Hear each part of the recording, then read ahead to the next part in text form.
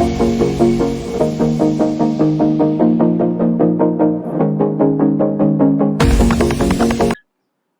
guys, this is Shoaib Khan and this is my first video in this channel. More videos will be uploaded soon. तो जो आज का हमारा topic है वो है the basics of stock market.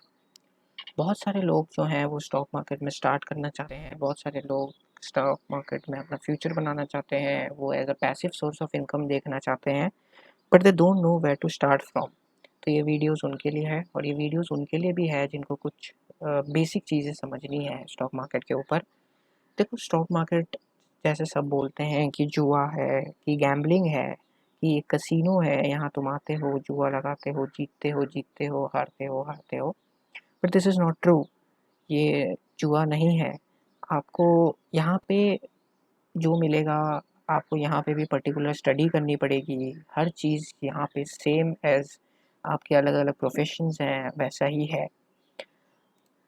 जितने भी लोग बोलते हैं आपको कि स्टॉक मार्केट एक गैम्बलिंग प्लेस है, वो पूरा बकवास है। या तो 2 चीज़ें हो सकती है, या तो उन लोगों ने बिना नॉलेज के मार्केट में घुस एंट्री लिया और फिर वो लूज़ कर गए उनका कैपिटल और अब वो बाहर जाके बोल रहे हैं कि कोई मत घुसो। या फिर दूसरी चीज़ ये कि उन्हें कभी ये चीज़ समझ ही नहीं आया कि जो स्टॉक मार्केट है वो एक बिज़नेस है।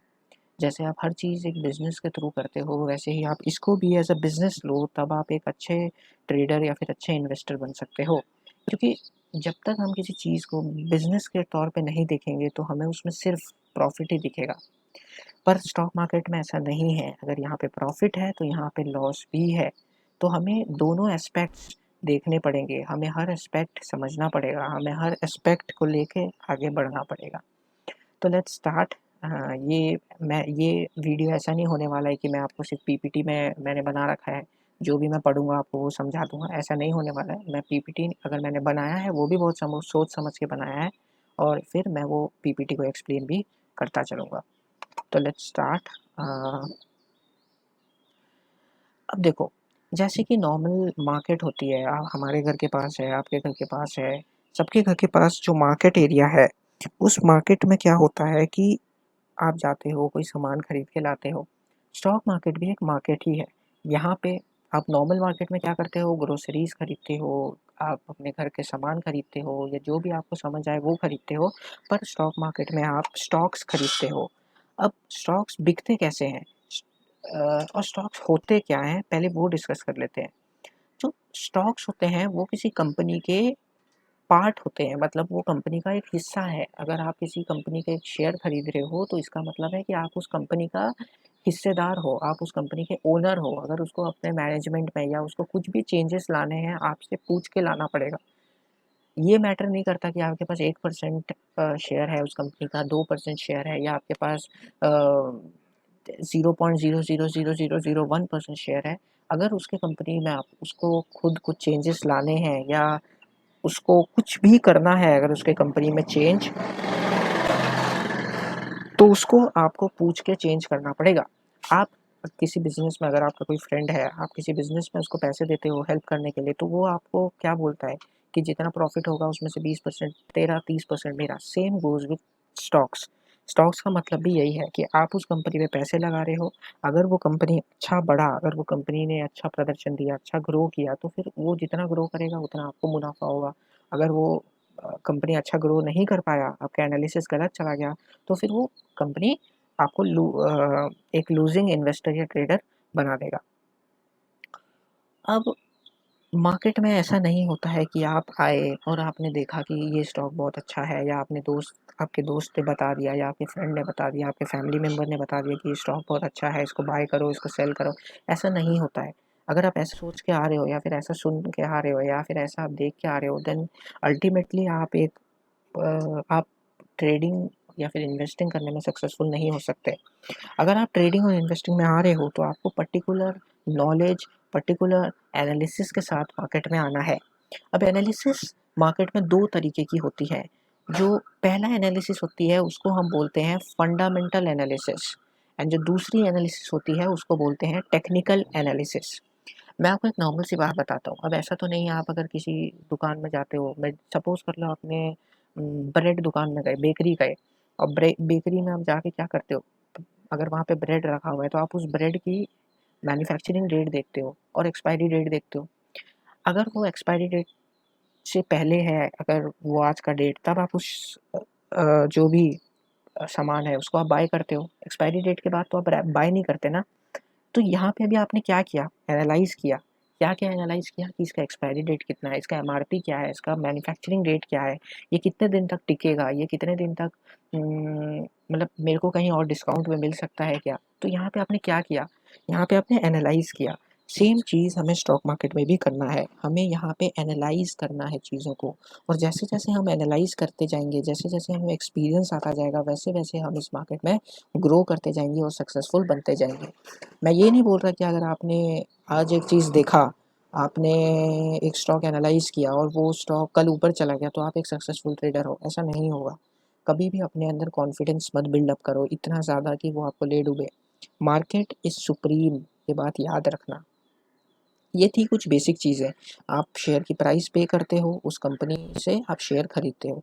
अब आप लोग में से कोई सोचोगे कि भाई शेयर बाय और सेल करना कहाँ है? क्या हम किसी अपने आस-पड़ोस की दुकान में जाके शेयर्स को बाय एंड सेल करें? नहीं, ऐसा नहीं होता है। शेयर्स बाय एंड सेल आप ब्रोकर्स के थ्रू करते हो। अब ब्रोकर्स क्या होते हैं? सॉरी यार, बैकग्राउंड नॉइज़ अवॉइड करना। ब्रोकर्स, अब जैसे हर चीज़ में आपको पता होगा ब्रोकर होते हैं, ब्रोकर आपका काम आसान कर देते हैं। तो सेम चीज़ स्टॉक मार्केट में भी है, ब्रोकर आपका काम आसान कर देते हैं।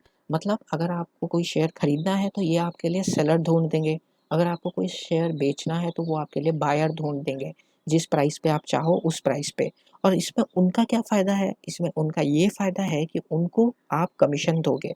सेम चीज़ स्टॉक मार्केट में होता है और ऐसे ही स्टॉक मार्केट चलता है।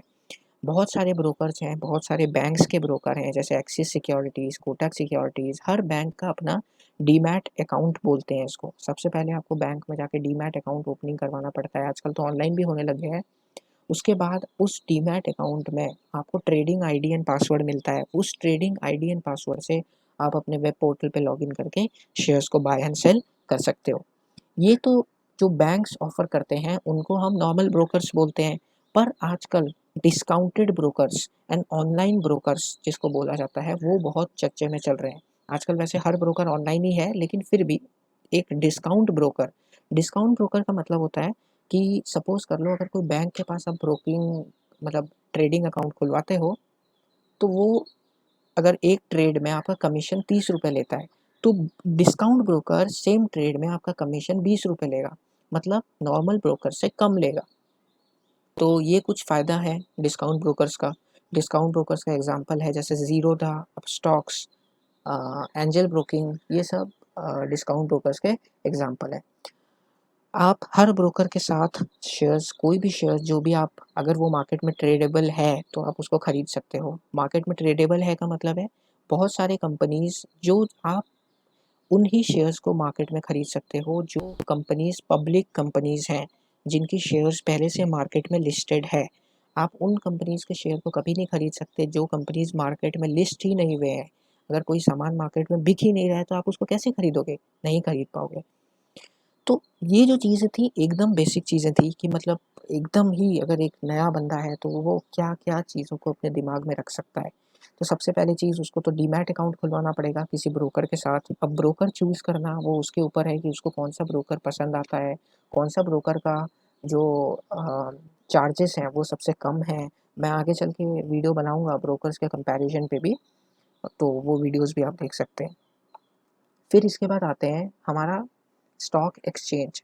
मतलब कि जैसे फॉर एग्ज़ाम्पल अगर मैं मोबाइल या किसी भी दूसरी चीज़ों से रिलेट करूँ, तो अगर आपको कोई सामान खरीदना है, तो अगर आपको मोबाइल खरीदना है दिल्ली में, तो आप किसी और मार्केट पे जाओगे। अगर आपको कपड़े खरीदने हैं, तो आप किसी और मार्केट पे जाओगे। सेम चीज़ें यहाँ हैं, लेकिन ये ऐसा नहीं है कि आपको यहाँ कपड़े मिलेंगे, यहाँ ऐसा ऐसा कुछ नहीं है।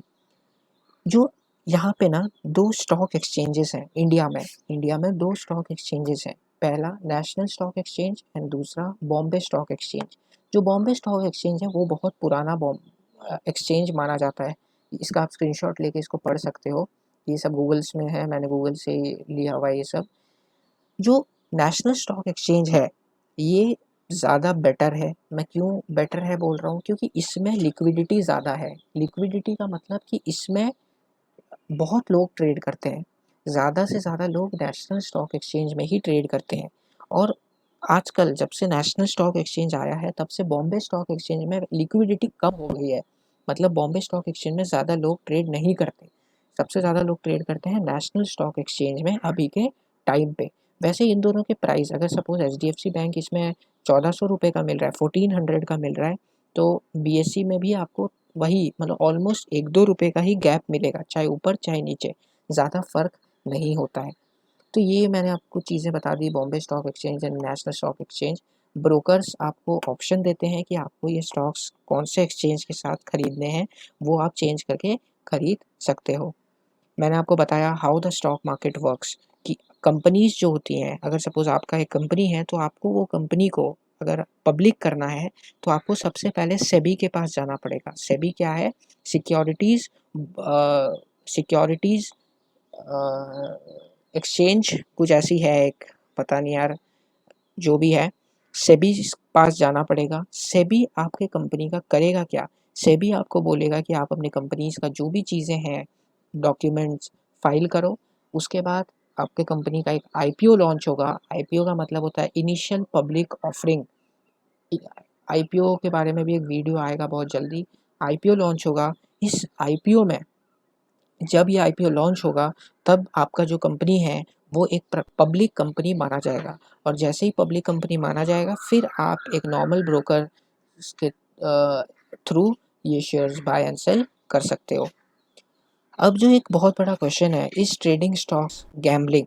ये गैम्बलिंग बिल्कुल भी नहीं है। मैंने जैसे आप सबको बताया, गैम्बलिंग ये उन लोगों के लिए है जो इसको स्टॉक मार्केट को एक कसिनो समझ के आते हैं, जो एक स्टॉक मार्केट को पैसे बनाने की मशीन समझ के आते हैं, ये उनके लिए गैम्बलिंग है।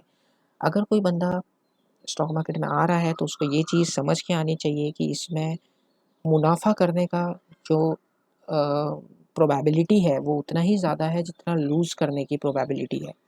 इसलिए उसको अपनी एनालिसिस अच्छी रखनी पड़ेगी, उसको पेशेंट रहना पड़ेगा, उसको डिसिप्लिन फॉलो करना पड़ेगा, तब वो जाकर एक अच्छा ट्रेडर या फिर एक अच्छा इन्वेस्टर बन सकता है।